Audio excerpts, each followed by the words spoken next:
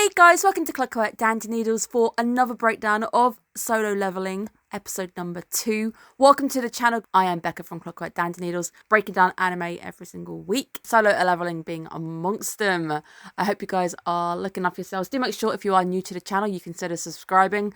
And today's video is just wow. All I literally have to say is just, oh my god. You guys weren't wrong. I have so much to say, so let's just go straight into the breakdown because, wow, there were moments where I didn't want to make notes. I just wanted to literally let the entire frame play out. It was insane. I did wonder when we were going to get to the solo part of Solo Leveling. I think the anime's got my back right there. It's like, okay, yeah, you can count. It's just solo means one. I did pick up some vibes of where the author may have got some inspiration from, things like Squid Games. I don't know what came first, Battle Royale type things. I did get a bit of a Sword Art Online vibe a little bit. I don't actually like Sword Art Online, so I'm sorry. I hope it's more just this is something that inspires me as opposed to this is going to be very similar. I don't think it will be though. Escape games gone wrong. You've got to use all of the information given to you and everything in the room to actually figure out a clue. In an escape game, you don't really have the idea of death hanging on your shoulders. I was really hoping it was a riddle. I think last week I said I think the commandments are a hint.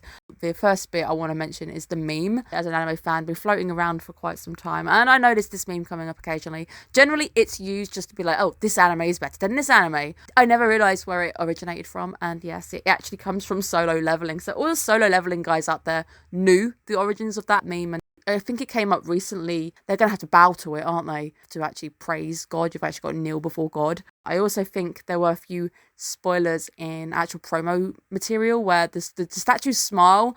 I know that caused such an angry outroar. The manhwa readers who were like, oh, we wanted to see the smile. It could have been a perfect cutting point. I do think it would have been a fantastic place to end last week's episode on that smile. Oh my god, yeah, it was absolutely creepy. Let's talk about the OP really quickly. Two halves OP, which really suited this week's episode as well. It's literally an episode of two halves where you've got a daily life. It's his sister. Clever also telling you that the guy's got a sister. At no point did he mention the fact he had a sister, but he doesn't need to. I love the fact that the anime's just gone, let me show you he has a sister as opposed to let me tell you, which a big kudos because the key thing when it comes to storytelling is show, not tell. That's exactly what this author's done. I don't need to show you anything, but you know that Jin's also got a mum who's in hospital. They've got the same surname. Surname first name is last, family name is Sung, and they share the same family name. Actually a happy collage contrast of her on the swings. And then you see Jin, and Jin is almost that polar opposite behind the reds, so the colour change also shifts, showing you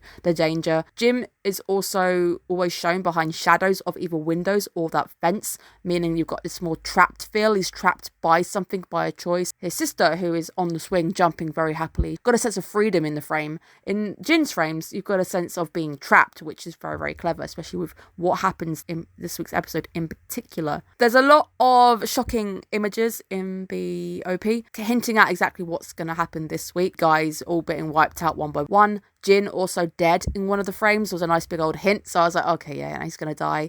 I also think I've seen him on the pillar before, so I think I might have already seen that picture, but obviously not put two and two together to what was gonna happen. There was a lot of fantastic frames in the sequence. I love the OP. Hiroyuki Sawano, when the beat really drops, the beat really drops, and it really fluidly lines up with the fight sequences of Jin going hand-to-hand combat with some of the monsters. You can see that the animators have really had fun with this one as well.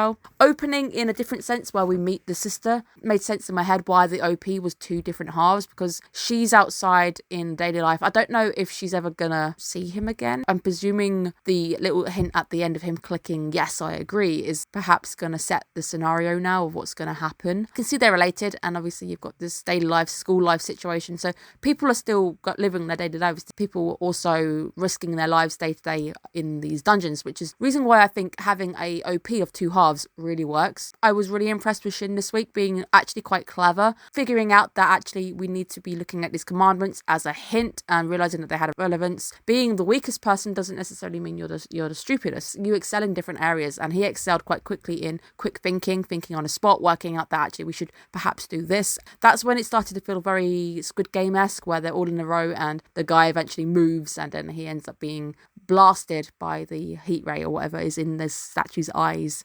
I didn't realise that there was a very hot character amongst them, the hot folklore guy appearing and literally disappearing right before my eyes. It was weird that praying didn't help, so I guess it literally wanted them to use the surroundings, it wanted them to use the stuff given, praising a god. Praying isn't exactly thanking God, it's like you pray for stuff to happen for you. I pray that I want $1 million or I want to live a good life. It's essentially you asking a god for something. So I guess praising a god where you sing songs, honouring a god, like saying nice things about it. And I did like the little moment where he's like, what can we say which is nice about it? He's literally a demon. That was funny. I was expecting somebody in the room to be like, oh, you look so beautiful today, and seeing what that would actually bring about, perhaps death as well. It all came down to just solving the riddles, trying to work out exactly what's going on. The music during Shin starting to get beaten up as he loses his leg, the music is absolutely gorgeous because it then starts to feel a bit muffled, whether they're doing that with muffling on the strings, and then the angelic voice starting to raise up amongst it all with the angel, and obviously he's reached that statue. He got very lucky being able to be quite a distance away because the others were standing under the statues, but he was a bit further away. I do also wonder what would have happened if the numbers were different, because it seems like at the end he had to be alone on the altar, but I do wonder what happens if you had two people who were just, I'm going to die with you, this is fine, we're going to die together. What happens if there had been two of them? Because obviously I don't know what's going to happen next week yet, so I don't know what the result of having Jin on the pillar, and they were clearly trying to put him on there very violently. Just wondering what's going to happen now, and what would have happened if there had been more people involved or less people involved. What happened if there had only been two of them at the end and they were on the altar and they couldn't actually watch all the statues at the point. I love the real world versus the old world interactions, trading between the two, seeing the sister outside as Jin is panicking for his life. You can see it's quite hard too, because she actually takes a deep breath before going in the room and putting on a very brave face, because up until this point she's appeared as a very smiley character, and even in the little frame in the OP of her jumping off the swing, being quite proud of it, jumping off the swing, feeling free. She has struck me as quite a positive, happy character, but obviously it is a mask hiding the fact that she's stressed, clearly worried about her mum and what's going to happen to her. The next section being all about the idea of belief. Belief is a difficult one because I still don't quite understand what happened. Belief in what? So when the doors obviously opened, that could have been the way out, but that could have also been a trap. Did you have to believe that if you stood there and things were going to be okay, that you could be allowed freedoms? Can't quite work out what the belief bit is. Maybe when he's on the altar saying I want to live, maybe, but I don't think that's a belief. That's just a I wish I could do this. I don't know if that's a, I believe I can. It's a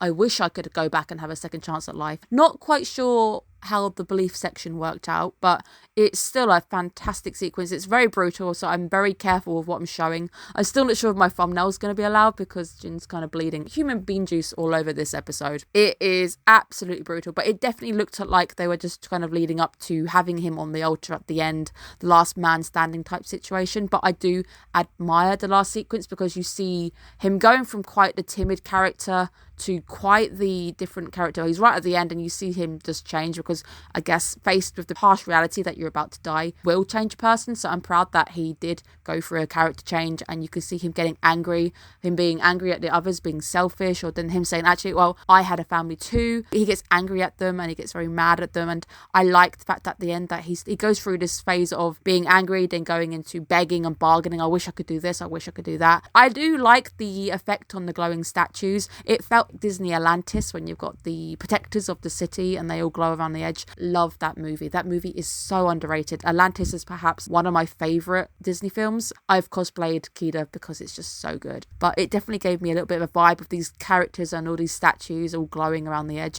Now the end bit was where I started to get a bit Sword Art Online vibe. The secret quest, Courage of the Weak, and obviously he accepts it because it does say if you don't accept, your heart's going to stop, so you're just going to die. Is this going into a Matrix type situation? Because now let's talk about the ED. It's very retro. The actual screen dimensions change entirely, so you've got the black lines on the edge. There's a proper word for that, I can't remember. Is it ratio? Screen ratio? There's a lot more pixels floating around. I like it because it starts to feel very sci-fi-esque and very Matrixy, and there's that sequence with the architect at the end of the Matrix where things get really meta. I do wonder if that's going to be the same case. Maybe it's actually got a lot of Matrix connections. I would love that more than the Sword Art Online because Matrix is really, really good. We studied it in my philosophy class during university, so it's just that good that we had a lot to say about it. I do wonder if this is a hint it could just be a game, because the title of next week's card was It's Just a Game. It was like being in a game. Him saying, actually, yeah, I will accept this mission, getting a second chance at life in a sense. I'm very excited to see how they play this one off. The architect screen making me really feel this is going into a game type kind of situation. Definitely solo leveling now, but I don't know if the others survived or not. Did they go through the door and it really was just a trap? They wanted like the pure believers right at the end, and he's now going to have a chance at this actual escape, this life. But is he going to be brought back? I don't know. Is he ever going to see his mum again? I'm very, very excited to see where the show goes.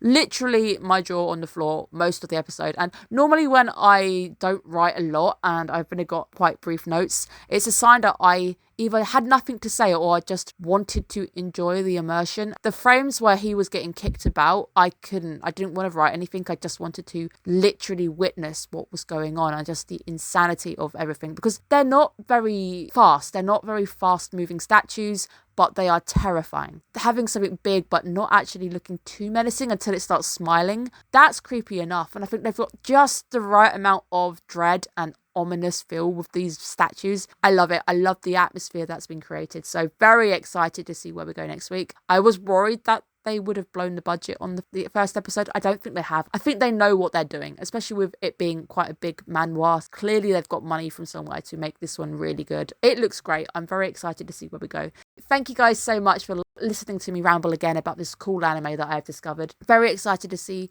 what happens, where the story goes, and how crazy things are about to get from now on, now that we are solo leveling.